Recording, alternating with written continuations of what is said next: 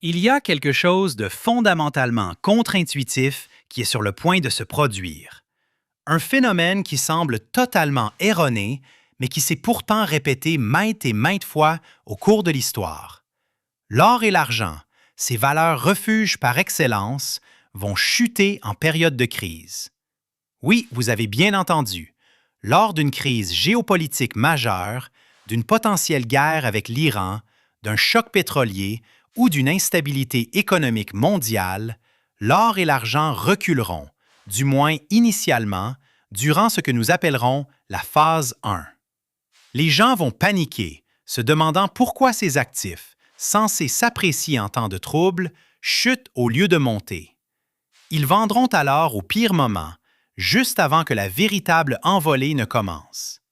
Bienvenue sur Le Réveil financier, où nous décryptons les mécanismes cachés qui influencent vos investissements et vous préparent aux mouvements inattendus du marché. Restez jusqu'à la fin pour découvrir comment cette dynamique apparemment paradoxale pourrait être la plus grande opportunité de notre vie. Voici pourquoi l'impensable est sur le point d'arriver à l'or et à l'argent, et pourquoi il chute pendant les crises, du moins au début. Nous allons explorer la mécanique sous-jacente, choc pétrolier, attente inflationniste, rendement élevé, dollar fort, et ensuite, pourquoi il se retourne agressivement. Nous examinerons les preuves historiques de 1973, 1979 et 2001. Et pourquoi cette fois, des facteurs supplémentaires ajoutent une dimension unique: l'endettement massif des gouvernements, l'accumulation d'or par les banques centrales et la demande industrielle croissante d'argent. Ce qui ressemble à une faiblesse n'est en fait que la phase 1, une compression de liquidités, une pression sur le dollar et les rendements. La véritable envolée viendra plus tard, une fois que les rendements auront atteint leur sommet et que le dollar commencera à s'affaiblir. Préparez-vous, l'impensable arrive, mais ceux qui comprennent en profiteront massivement. La chute de l'or et de l'argent pendant une crise peut paraître fausse, mais c'est en réalité une réaction mécanique et non une contradiction. La séquence commence par un choc pétrolier.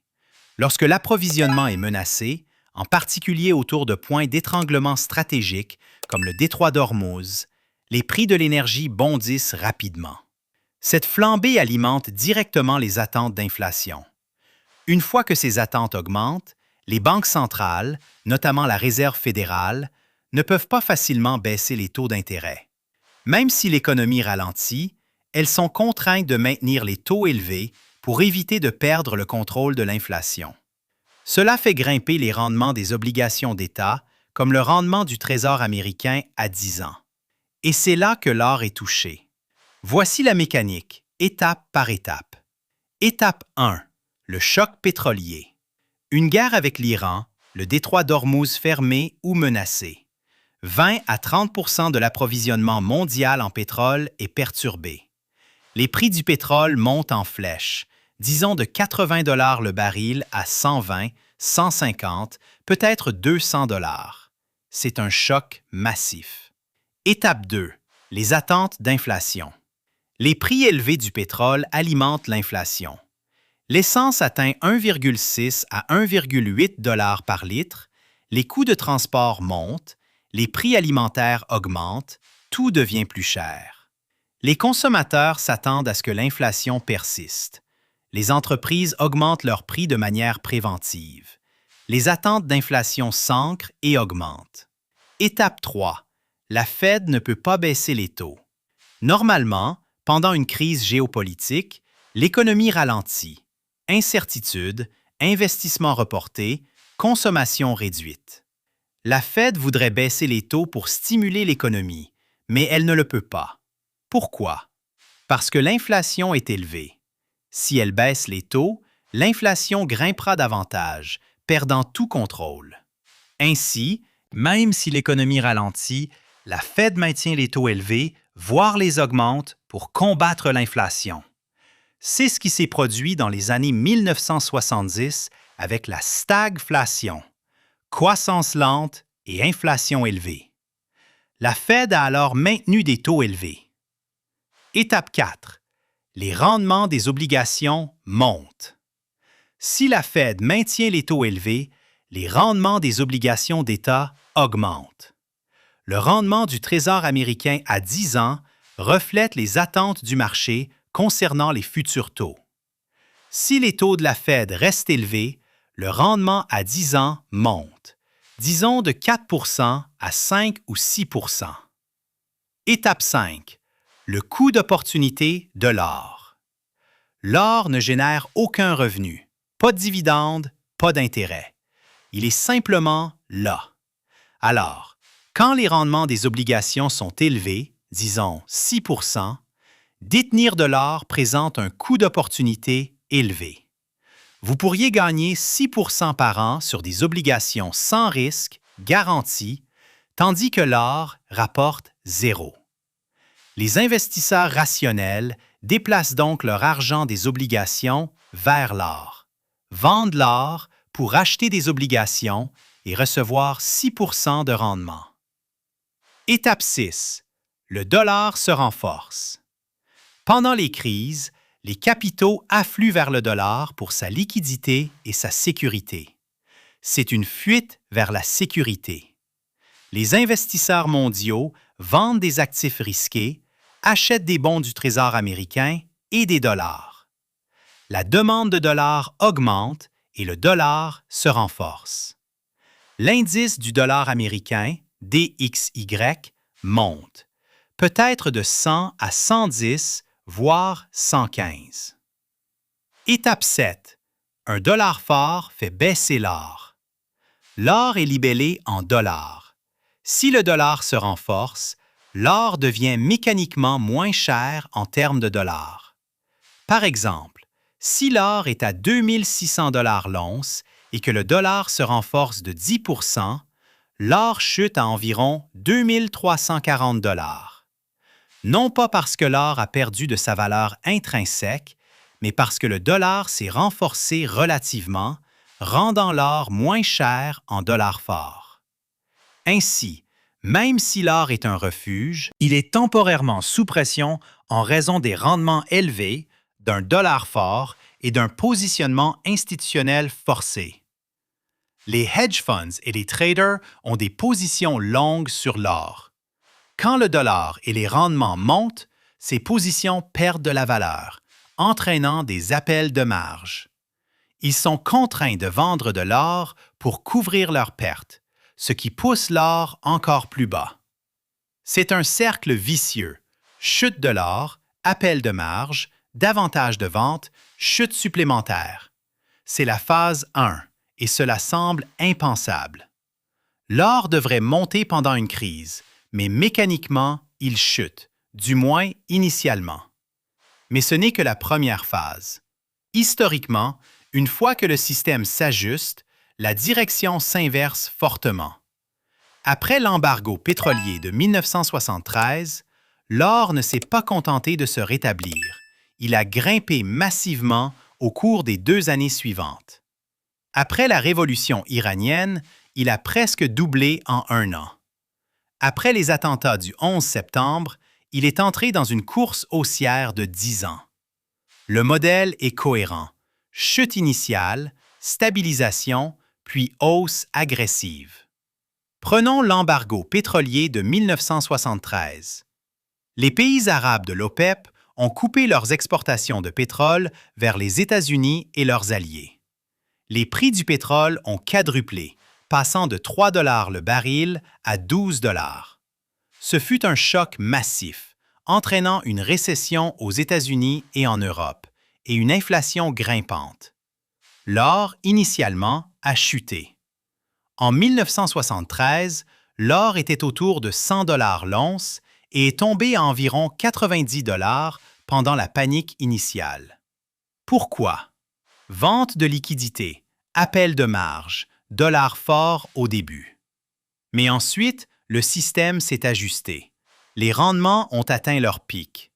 Le dollar s'est affaibli à mesure que l'économie américaine peinait et l'or a grimpé de 90 $ fin 1973 à 180 $ en 1974, puis à 850 $ en 1980, soit presque 10 fois en 7 ans. Un mouvement massif. Ensuite, la révolution iranienne de 1979. Le Shah d'Iran est renversé, la production pétrolière iranienne s'effondre. C'est le deuxième choc pétrolier. Les prix du pétrole doublent, passant de 15 $ à 30 $ le baril. L'inflation grimpe aux États-Unis. L'or, initialement volatile, grimpe ensuite agressivement de 200 $ en 1979 à 850 $ en janvier 1980. Il a presque doublé en un an. Pourquoi? Parce que l'inflation était incontrôlable.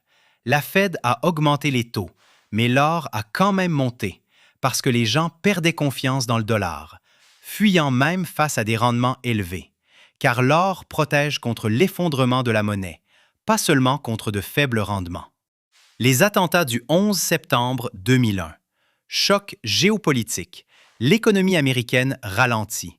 La Fed a baissé les taux de manière agressive, de 6 % à 1 %. Les rendements ont chuté. Le dollar, initialement fort en tant que refuge, s'est ensuite affaibli. L'or, autour de 270 $ l'once en 2001, a chuté initialement à environ 255 $. Puis il s'est retourné, entrant dans une course haussière de 10 ans, passant de 270 $ en 2001 à 1900 $ en 2011. Pourquoi? Taux faible, dollar faible, impression massive de monnaie par la Fed. Les guerres en Irak et en Afghanistan, les déficits, la dette ont fait monter l'or pendant une décennie. Le modèle est cohérent. Chute initiale, panique, vente de liquidités, dollar fort, rendement élevé, puis stabilisation. Le système s'ajuste. Les rendements atteignent leur pic. Le dollar s'affaiblit. La confiance dans les monnaies fiduciaires s'érode et l'or monte agressivement, souvent en multipliant sa valeur plusieurs fois en quelques années. Ainsi, la phase 1 est une chute, la phase 2 un boom, et ceux qui vendent pendant la phase 1 manquent le boom de la phase 2. La configuration actuelle ajoute une autre couche de complexité. Les gouvernements supportent des charges de dette massives, ce qui limite la hauteur que les taux peuvent atteindre de manière réaliste. Dans le même temps, les banques centrales accumulent de l'or au lieu de le vendre, créant ainsi un plancher structurel sous les prix. L'argent, lui, a une dynamique supplémentaire. Il n'est pas seulement monétaire, il est aussi industriel. Les déficits d'approvisionnement et la demande manufacturière tendent le marché sous un angle complètement différent. La dette massive des gouvernements est un facteur clé. La dette américaine dépasse 36 000 milliards de dollars. La dette japonaise représente 260 % de son PIB. Et la dette européenne est également élevée. Les paiements d'intérêt sont déjà colossaux. Si les taux montent trop, ces paiements deviennent insoutenables. Les gouvernements feraient alors défaut ou imprimeraient de la monnaie. Aucune option n'est bonne. Il y a donc un plafond à la hausse des taux, peut-être 6 à 7 % et non 15 à 20 % comme dans les années 1980, car la dette était alors beaucoup plus basse, permettant au gouvernement de supporter des taux élevés. Aujourd'hui, ils ne le peuvent plus. Les taux monteront donc, mais pas autant que dans les années 1970 ou 1980. Et une fois qu'ils auront atteint leur pic, ils devront baisser, car les gouvernements ne peuvent pas supporter des taux élevés indéfiniment. Les banques centrales, elles, accumulent de l'or. La Chine, la Russie, l'Inde, la Turquie, tout achètent de l'or, augmentant leurs réserves. Pourquoi? Pour diversifier leurs avoirs loin du dollar, se couvrir contre les sanctions et se protéger contre un éventuel effondrement du dollar. Les banques centrales achètent des centaines de tonnes par an. Elles n'en vendent pas, elles n'en achètent que. Cela crée une demande structurelle, un plancher sous les prix. Même si les investisseurs occidentaux vendent, les banques centrales achètent, soutenant les prix et empêchant un effondrement. L'or bénéficie donc d'un plancher structurel soutenu par ces achats. L'argent, quant à lui, présente une dynamique supplémentaire. Il n'est pas seulement une monnaie, Il est un métal industriel essentiel, utilisé dans les panneaux solaires, l'électronique, les batteries et les dispositifs médicaux. La demande industrielle est croissante, notamment avec la transition énergétique vers le solaire. Les panneaux solaires utilisent de l'argent. La demande monte, mais l'approvisionnement est limité. Nous faisons face à un déficit d'approvisionnement. La production minière ne suit pas la demande et les stocks diminuent. L'argent est donc confronté à un resserrement de l'approvisionnement, indépendant de la demande monétaire. Même si les investisseurs n'en achètent pas, l'industrie le fait, ce qui soutient les prix. Et quand les investisseurs achètent massivement, l'argent monte plus vite que l'or, car son marché est plus petit, offrant un effet de levier plus important. L'argent pourrait donc exploser pendant la phase 2. Ce qui ressemble à une faiblesse n'est généralement que la phase 1, une compression de liquidité, un pic du dollar et une pression sur les rendements. La véritable montée vient généralement plus tard, une fois que les rendements atteignent leur pic et que le dollar commence à s'affaiblir. La compression de liquidité est la panique initiale. Tout le monde vend pour lever des liquidités. L'or est vendu, l'argent est vendu, les actions sont vendues, tout est converti en dollars. Le pic du dollar est la fuite vers la sécurité. Les investisseurs mondiaux achètent des dollars. Le DXY monte, l'or chute relativement. La pression des rendements. La Fed maintient les taux élevés. Les rendements des obligations montent, le coût d'opportunité de l'or augmente. Les investisseurs se tournent vers les obligations. C'est la phase 1. Elle dure des semaines, peut-être des mois. Puis, que se passe-t-il? Les rendements atteignent leur pic. La Fed réalise que l'économie s'effondre. L'inflation ralentit à cause de la récession et la Fed peut commencer à baisser les taux, ou du moins cesser de les augmenter. Les rendements des obligations atteignent leur sommet et commencent à baisser. Le coût d'opportunité de l'or diminue. Les obligations deviennent moins attrayantes. Le dollar commence à s'affaiblir. La récession américaine, les déficits et l'impression monétaire érodent la confiance dans le dollar. Les investisseurs se diversifient, vendent des dollars pour acheter de l'or, des yuan, des euros. Le DXY chute et l'or remonte, car un dollar plus faible signifie qu'il faut davantage de dollars pour acheter la même once d'or. Les prix de l'or en dollars montent et la phase 2 commence. Un boom massif pour l'or et l'argent, potentiellement multipliant leur valeur plusieurs fois, comme en 1973 à 1980, comme en 1979 à 1980, comme en 2001 à 2011, à chaque fois. Voici donc le plan. Phase 1. L'impensable. L'or et l'argent chutent pendant une crise. C'est contre-intuitif, mais mécanique. Rendement élevé, dollar fort, compression de liquidité. Ne paniquez pas, ne vendez pas. En fait, c'est une opportunité d'achat, car cette chute est temporaire. Phase 2. Le boom. Les rendements atteignent leur pic. Le dollar s'affaiblit. L'or et l'argent explosent. Ceux qui ont acheté pendant la phase 1 en profiteront massivement. Ceux qui ont vendu pendant la phase 1 manqueront tout.